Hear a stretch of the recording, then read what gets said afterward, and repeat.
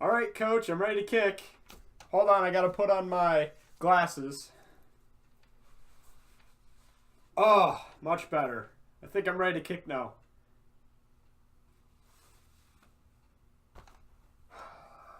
Why can't we have this guy back? All right? Cody, I get it. I get it. All right? I understand. I totally understand where you're coming from, all right? Not everyone can be successful, but God, did you rip every Bears fan's heart out. Good Lord, did you rip every Bears fan's heart out. Just makes it really hard to have any good feelings right now. So, food doesn't taste the same in like 3 days. So, I mean, I won't put all the blame on you. You did have the kick blocked. But, man, do I miss this guy. Do I miss Mr. Gold. Anyways, so let's talk about the Bears game then. What did they do right? What did they do wrong? And everything in between. So, let's get started. I'll be starting off with the Eagles. This is their stat sheet. So, here we got Mr. Nick Foles, who went 25 of 40 for 266, 2 touchdowns, 2 interceptions. Not too shabby. However, the 2 interceptions he did throw were one was interesting. Roquan Smith happened to rip the ball away from the running back and pick it, so to say. And the other one was a pick in the end zone. Adrian Amos picked that, went down. It was all good. But those were 2 costly turnovers that Nick Foles did. And it was a rough day for him, honestly. Not that great. And their running game, nowhere. Their running game was nowhere. They had 41 yards, 44 yards, all combined between 3 running backs. And Darren Sproles, 13 carries. The stat sheet actually looks pretty alike for both teams. Jordan Howard had 13 carries, 35 yards, I believe. And really, he was their only running back. Tariq Cohen only got 4 attempts. And now here's one that hurts Bears fans, all right? Alshon Jeffrey, 6 receptions, 82 yards. 13 yards per catch. Yeah, that one hurts. That one definitely drives the dagger right through. So, anyways, the Bears, let's just talk about this Bears team right now, and I'll give credit where credit's due. The offense all year has been on, off, good, bad. Mitch Trubisky, man, I've not always been the most, but I haven't always believed in you. You showed me something. As the great Buddy Ryan once said to Mike Singletary, I saw something today. And I got to tell you, you did what you had to do. You made the plays you had to make. And I'm proud of you for that, Mitch. Allen Robinson, what a way. What a way to come in, basically the final effort to get this W. What a way. 10 receptions, 143 yards with a 14 yards per catch average and a touchdown in the last seconds of the game. What a way. Basically, every player on offense just about got involved except for Tariq Cohen. Three receptions, 27 yards. Not great by his numbers. Yeah, just about everybody got involved on offense. Benny Cunningham even got a touch. So, moving back to the Eagles, obviously we have to give Golden Tate some, just a little bit, credibility for that last second touchdown that gave the Eagles the 1-point lead. And what a beautiful play design. Doug Peterson, hats off to you. You just executed it perfectly, and it went directly to plan. So, hats off to the Eagles. Honestly, I'm not a poor sport, so I'm going to go ahead and say good luck in the playoffs. That's just who I am. So, good for you. Good job. good luck with the Saints. Saints, good luck with the Eagles. I mean, I'm pretty sure I know who's going to win that game, but, give us your thoughts in the comments down below. On defense, for the Eagles, Rasul Douglas led the team with 8 tackles, 0 sacks, 0 interceptions.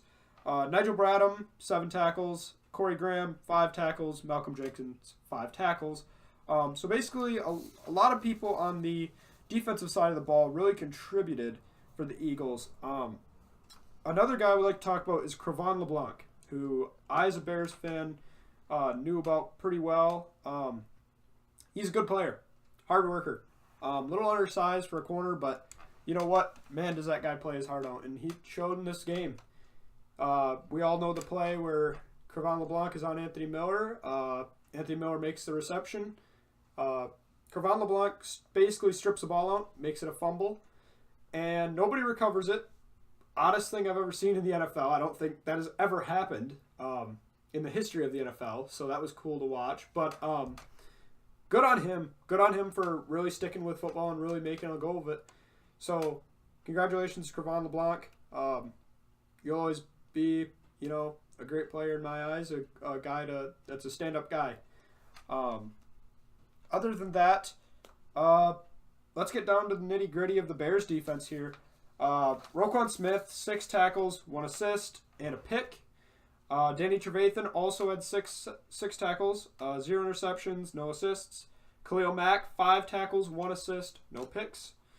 Adrian Amos obviously had a pretty good day, honestly. For a big moment, he showed up.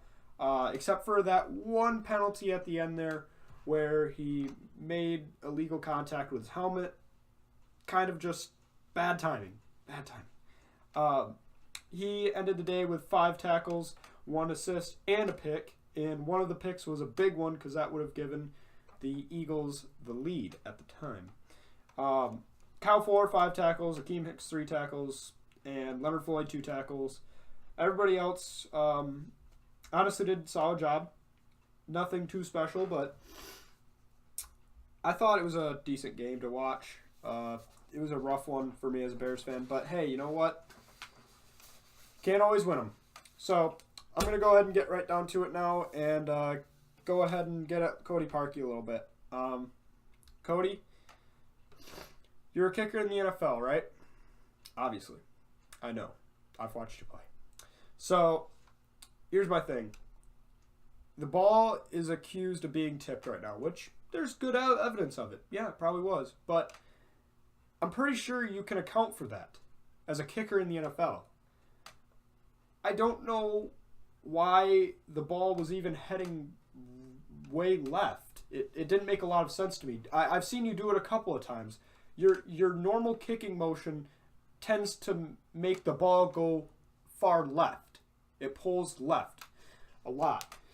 So that's just my thing. You had it right down the middle almost, the first kick, and that was with no effort. So I get it. You probably got nervous, and you probably gave it up, and that's okay because you know what? There's always next season. This is Bear Country. There's always next season. I mean, we worked hard for this, but you know what? We're going to work harder next year for it. So, with that being said, that'll close up my segment with the Bears-Eagles game. Like I said, congrats to the Eagles. Good luck with the Saints. Saints, good luck with the Eagles. So, moving on, I thought I should talk about the Indianapolis Colts. What a team. You guys have arguably the most influential offensive lineman to a team that I've ever seen in Quentin Nelson. That dude is a monster. Dude is just a beast. So, props to you. And I believe Andrew Luck had 2 touchdowns, 1 interception for about 275 yards or 285 yards. He had a really solid game. Meanwhile, Deshaun Watson, who everybody's been calling the best rookie from the 2017 class, he looked a little rattled. He looked not okay. It was kind of curious to see how he would react to the playoffs, and he did not react well. But not a lot of quarterbacks do well in their first playoff game. So Deshaun Watson, I'm just going to tell you, keep grinding, keep getting at it. the Texans team, you're running out of time. Clock's ticking. All right? J.J. Watt isn't going to be there forever. Jadeveon Clowney's already a free agent. So, you guys gotta hurry up the clock here. And next thing you know, DeAndre Hopkins might leave. You never know. So, that team has a lot of work to do. The Colts, I actually think, have a pretty good shot of knocking off the Chiefs this weekend. And there's a really good possibility we might see the Colts in the Super Bowl. This offensive line's no joke, guys. All right, this offensive line has got something special. So it'll be interesting to see the Chiefs versus the Colts game, mostly because it's Patrick Mahomes versus Andrew Luck. And I think Andrew Luck might win this battle. I don't think rookie quarterbacks in the playoffs this year have not been very good, except for Mitch, who was okay, maybe average. In the last 4 minutes of the game, he looked like Tom Brady, but, I don't know. I think Patrick Mahomes is going to slow down in this game. Playoffs nerves are up a little bit for every player, and this is a rookie, so, basically a rookie, a second year, but first year starting. So, I think he's going to make a couple mistakes, maybe a pick here, maybe a fumble there, kind of like what we saw with Lamar Jackson, that escapability, but Mahomes has a better arm. So, it'll be interesting to see how that plays out. And not only that, but we have another game that's pretty big on the radar, especially for my buddy Braden. The Patriots and the Chargers. And I got to tell you, I like the Chargers. I like the Chargers in this game. They might actually have a team that can make it to the Super Bowl this year. It looks pretty good on paper. You got Melvin Gordon in the backfield. You got a seasoned veteran in Phillip Rivers, who's playing probably his best ball he's played. And not only that, but your defense is doing really well. You got Desmond King on the back end. You got Casey Hayward on the back end. You also have Joey Bosa. Joey Bosa's playing really well. So you guys got a really good team. Congratulations. I think the Chargers beat the Patriots, and I think it's a Colts-Chargers AFC Championship. And also with that, I believe it'll be a Saints, and this one might surprise people, but Saints-Cowboys NFC Championship. And I think the Saints win that game. So it'll be a Saints and a Colts Super Bowl. Saints-Colts. I like that matchup. I'll take the Colts against the Saints in that one too. So that's kind of my shocking prediction for you guys. I think it's a good one. I've done my research. Thought it was a good matchup from watching skill-wise, position-wise, and coaching-wise. So I think that's probably the Super Bowl matchup that's going to happen. So transitioning, now we're going to talk about the MVP race. Here's what I'm thinking, all right? Between me and you, okay? I think Drew Brees wins the MVP if, and only if, Patrick Mahomes looks utterly terrible in this game against the Colts. That is the only way he will win MVP. If Patrick Mahomes looks terrible, does not look ready, Drew Brees wins his game, he's got the MVP. I truly do believe Drew Brees is neck and neck, right there with Patrick Mahomes for MVP. And I'm sorry, Phillip Rivers, but I don't think he'll be MVP. You've had an incredible season, but like I said, flashy wins, and runner-up to flashy is the best quarterback in football, and that's Drew Brees.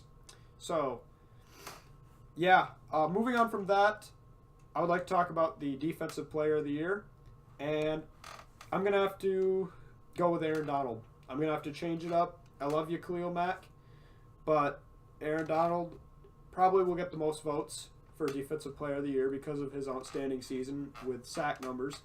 And Khalil kind of blew it. Not blew it, but he didn't have the effect on the Eagles game that many thought he would have. So it's kind of interesting to see how it's all going to play out. Offensive Rookie of the Year, that's not even a close match. That's Saquon Barkley all the way. That dude's been electric. I love me some Saquon Barkley highlights. So, and then Defensive Rookie of the Year, this one's tough for me. I want to go with Roquan Smith. He had the second most tackles for a rookie linebacker in Bears history, behind the great Brian Urlacher. But I think overall it's probably going to go to Darius Leonard. Kid's been playing out of his mind. He's a once-in-a-generational talent at middle linebacker. Really athletic, really fast, pretty strong. So he reminds me a lot of like a safety middle linebacker hybrid combined. He's really athletic, really good player. Okay, guys, so do me a favor, leave your thoughts and anything you want us to talk about in the next video down in the comments below, and some news. We might be starting to do some gaming videos, us guys, us friends. We've talked about it, and we want your input, so if you want to go ahead and give us a opinion of yours on whether we should or shouldn't. Also, me making a trip to their college to go hang out and show you guys some of the things we get to experience and see as friends, you know. So just let me go ahead and say it. Thank you guys for watching so much, and please like and subscribe to the videos. We try to post every week. I've actually been sick with bronchitis, so I'm sorry for the late video, but here it is now. So yeah, thank you guys so much for your continued support.